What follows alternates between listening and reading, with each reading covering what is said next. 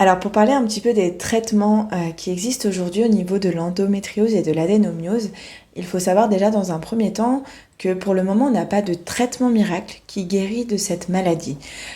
Par contre, voilà, il y a plusieurs solutions qui permettent justement d'apaiser les douleurs et de soulager vraiment ces pathologies-là.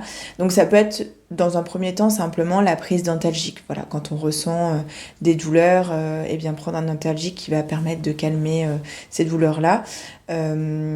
Parfois, ça n'est pas suffisant. Donc souvent, votre médecin ou gynécologue peut vous prescrire une pilule ou bien un traitement hormonal.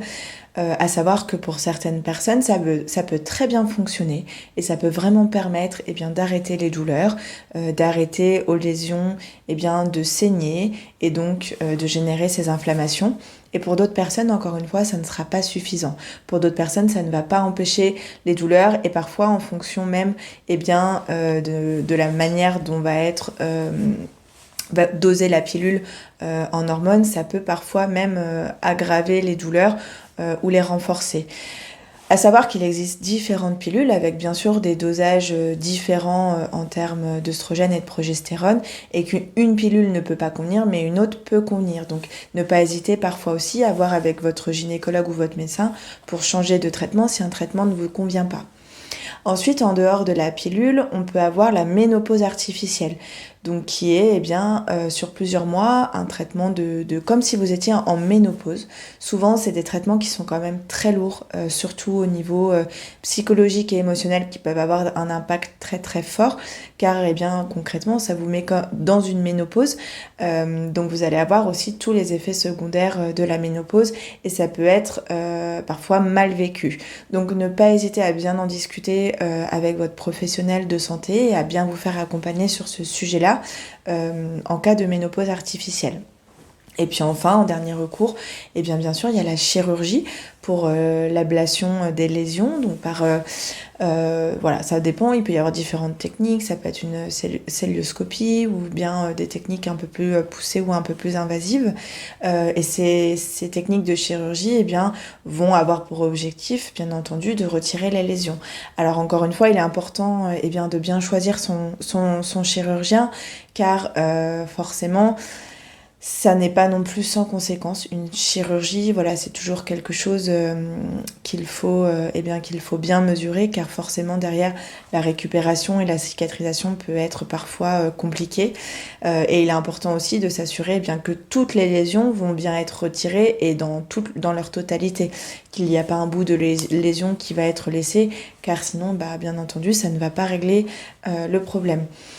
En dehors de l'exérèse de ces lésions-là, il peut y avoir aussi l'hystérectomie, donc qui est le retrait de l'utérus. Alors dans cette technique, l'utérus peut être retiré totalement ou partiellement. Et puis on peut aussi laisser parfois les ovaires ou les retirer. Lorsque vous aurez un retrait des ovaires, ça vous mettra en ménopause. Alors que lorsque l'on ne retire pas les ovaires, on n'a plus nos règles, on ne peut plus tomber enceinte lors d'une hystérectomie. Par contre, on n'est pas en ménopause. Voilà, donc ça c'est encore une fois à discuter avec votre médecin, votre chirurgien en fonction de vos projets aussi. Toujours aussi dans ces cas-là et dans les cas de ces traitements-là, pensez à faire éventuellement une préservation de la fertilité si vous souhaitez avoir des enfants un peu plus tardivement si ça n'est pas en projet pour le moment. Et puis le traitement que vous allez choisir va aussi dépendre de s'il y a un projet de grossesse ou pas. Donc il y a vraiment différentes choses à peser et puis à regarder.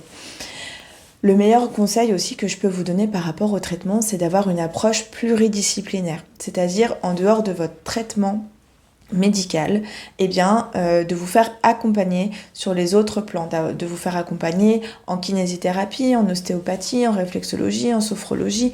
Bref, ça peut être dans les techniques qui vous parlent, en yoga aussi, mais il est vraiment important de prendre en compte toutes les sphères touchées par l'endométriose et donc de ne pas juste se contenter de votre traitement médical.